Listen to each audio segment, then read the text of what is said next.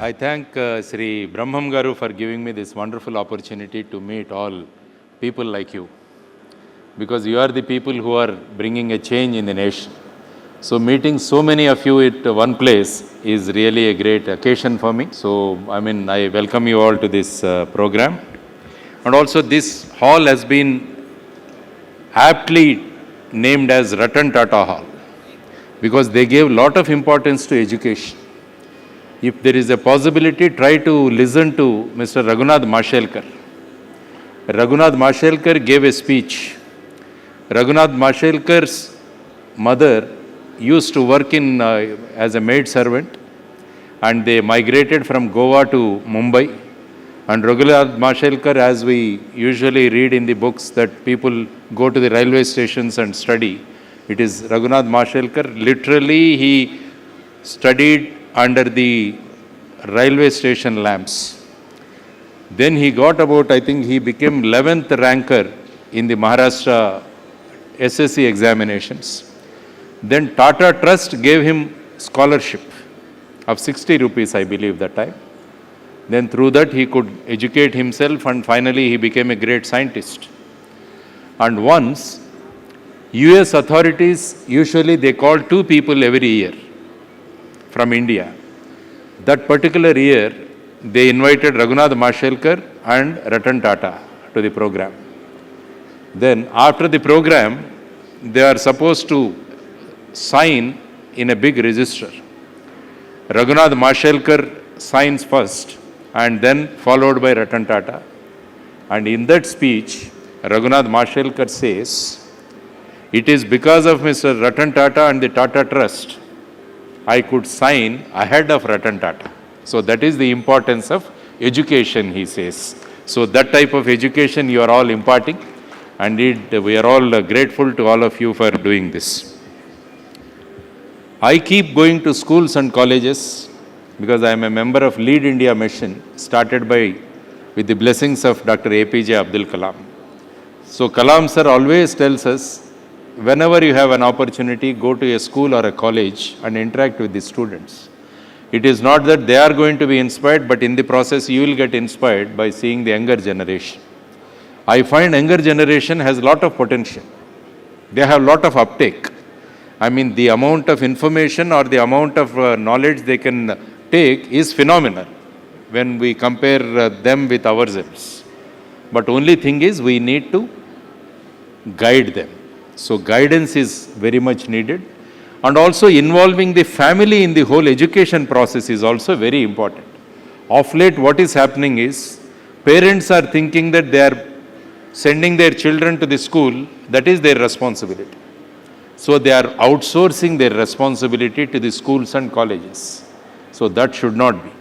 I always say, whenever a great leader has emerged in any country, it is because of the contribution by the parents and also by the teachers.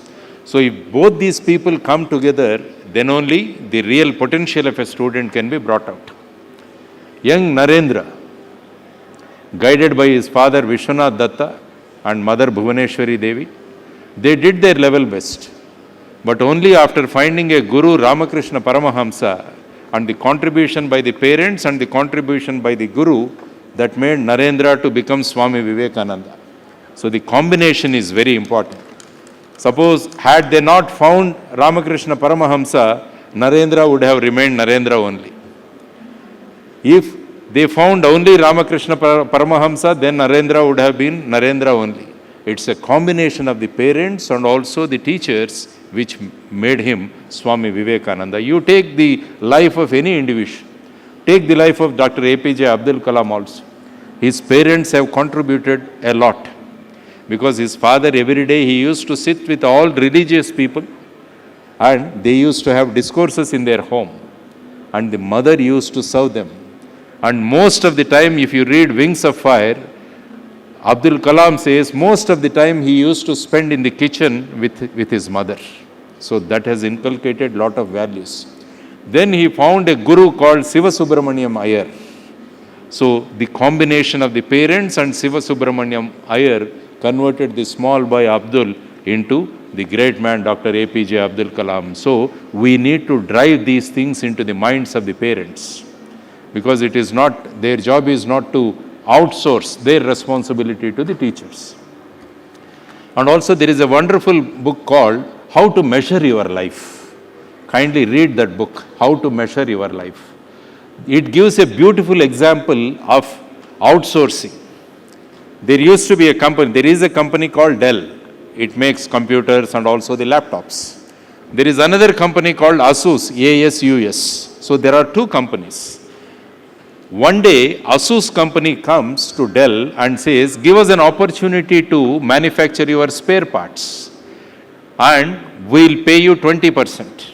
Then Dell happily, it outsources the manufacturing of the spare parts to Asus. After a few years, Asus comes and says to Dell, why don't you outsource the process of making the motherboards in your computers? Then with that experience, Dell says, please go ahead. And so they start making the motherboards also along with the spare parts.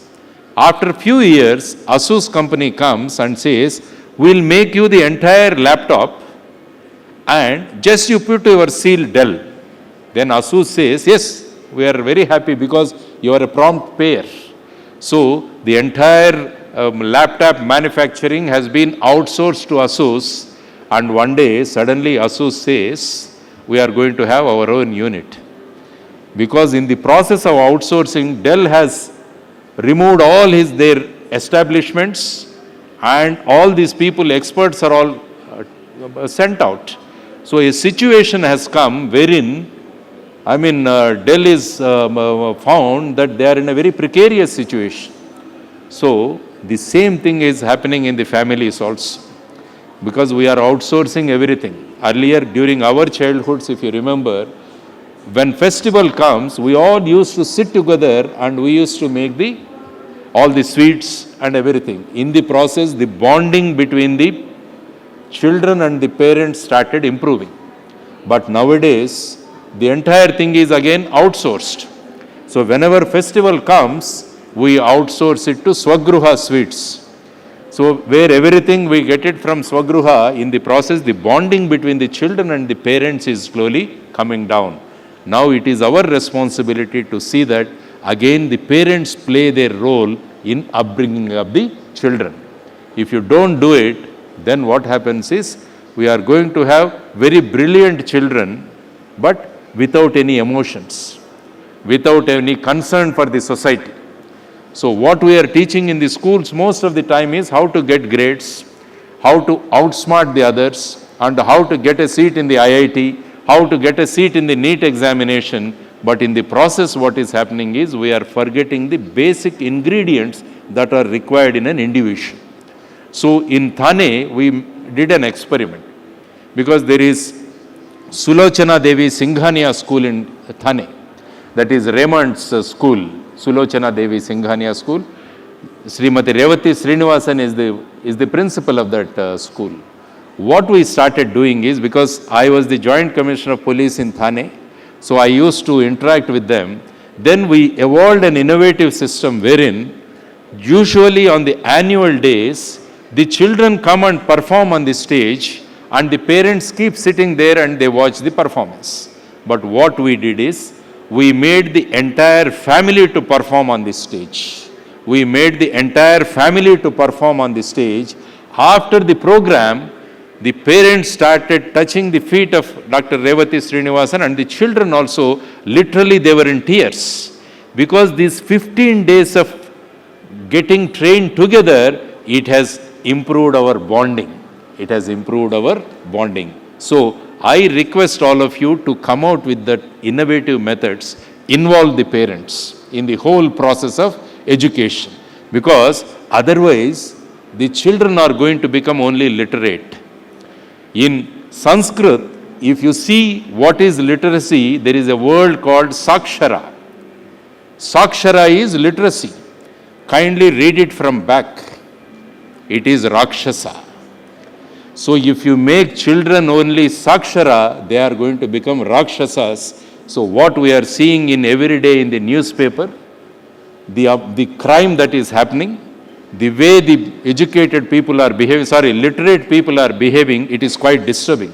So we are limiting ourselves to or make the children only literate. What is required is education. Education is possible only by equal contribution by the parents and the teachers. So my humble request to all leaders in education is try to involve the parents also in the whole process of system. Because Vidya and Vinaya, studies, Vidya and Samskara, these two things have to go together. You can give lot of literacy, but the Vinaya, the obedience, or the Samskara, the culture, has to come from home. So if that is possible, then only you can have a better system. And another thing is about the national education policy also, because a lot of emphasis is being laid on to teaching them in the local language or the mother tongue. Suppose if you see, when a child starts going to his school, his vocabulary is about 2,000 words in his mother tongue. The moment he goes to school, suddenly there is a change in the medium. The boy or the girl, they become totally silent. Because when they go home, the language spoken is different. When they are in the market, the language spoken is different. But when they go to the school, it is totally a new language. So what they do is, they read and they try to remember and they try to reproduce in the examinations. So the importance of local language or the mother tongue is also very important. So I think this particular conference or this summit should deliberate on this also. Because the connect between the parents and the children is totally there, it is getting disconnected because of this language issue, medium of instruction. That is becoming a big problem. So that's why the parents are become non-participants in the process of education. Because we have put them in the English medium school, we don't know English, so that's why we don't want to participate in the whole process of education. Whatever the child has to learn, it should be only in the school, our part is over. So that type of feeling is also coming in the parents. So my sincere request to all of you is consider this, because if you see or if you analyze the Nobel Prizes, 95% of the Nobel laureates or the Nobel recipients, they all have studied in their mother tongue. Because studying or learning in mother tongue, it improves your creativity. And also you keep asking questions. If the child is creative, he keeps asking questions. Is it a time to stop or is it an alarm or? Yeah, I think I should do that. Yeah. It's not that. Okay. Yeah, because generally in the conferences you have that buzzer, no? Yeah. So the creativity has to be improved. Because after Sir C.V. Raman, this great nation could not get a Nobel Prize in science. It was way back in 1929 and 1930, after the Raman effect and the scattering of light, the whole innovativeness has gone down. Now we follow. We follow the instructions and we do very good. So my sincere request to all of you is that improve the innovativeness in the children. Encourage the children to ask questions. Any bright idea coming up, kindly support them and try to do them.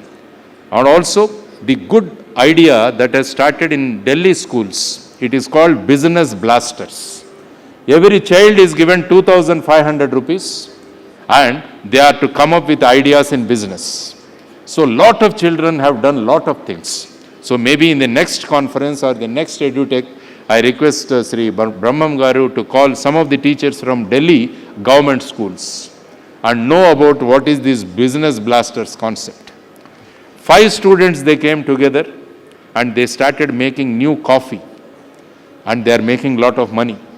There is a school in Sindhudurg, there is a place called Kudal in Sindhudurg in Maharashtra. There is a school called School Without Walls. There is no syllabus prescribed in that school.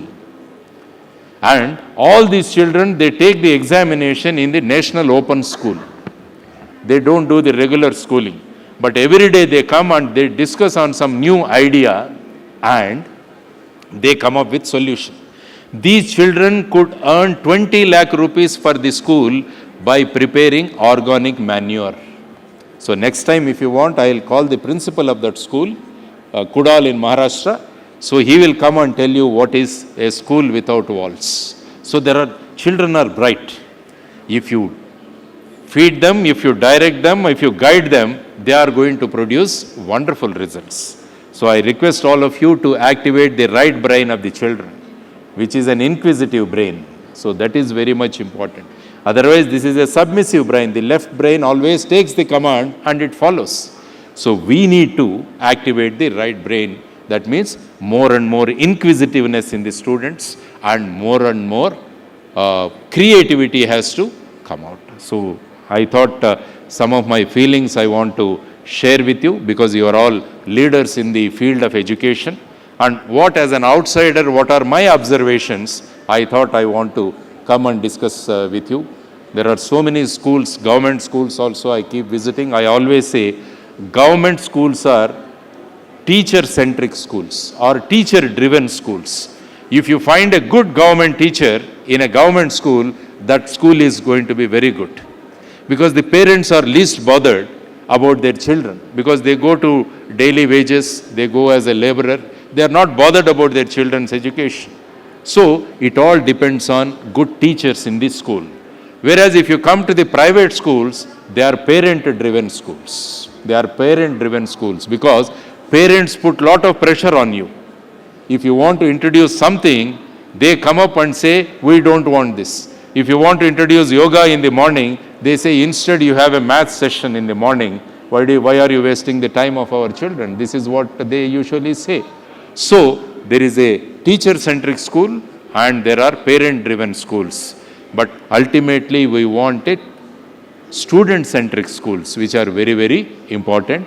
I hope this particular conference will take in that direction and look at the individual child and do that. There is another concept which has been developed in Andhra Pradesh or in the Telangana. It is called peer education. Peers education. So in a school of in a class of 40, you find brilliant students 5, or maybe mediocres, or maybe who are not good. So they make them into different groups, and the children who are brilliant, they are going to teach the other students. This is another concept which has been evolved here, and it is working out very, very well. Because if I have a doubt, I always hesitate to ask a teacher. But I can always ask my friend, I am not able to solve this. So this is another methodology which has been evolved here. This is called SPR method. SPR method that has been come here. So I think all these things you can discuss. And also, what are the best practices in your schools also kindly try to share. Because I usually hold workshops here, inviting all good schools, principals, so that they come on the stage and they say what are the best practices in their school, so that other schools also they can practice. So these are some of the inputs I thought I can share with you. And always we are all looking for great leaders in this country. So that is possible only from the four walls of a school. Radhakrishna, Dr. Sarve Parli Radhakrishna says, nation building takes place in the classrooms.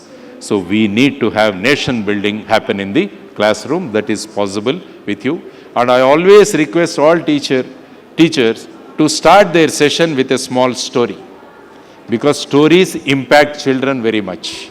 So my request to all of you is that whenever there is a session or whenever there is a class, let the teachers start their class with a good story, So that is what I keep telling students, and we started implementing this in few of the schools, and the schools are doing extremely well.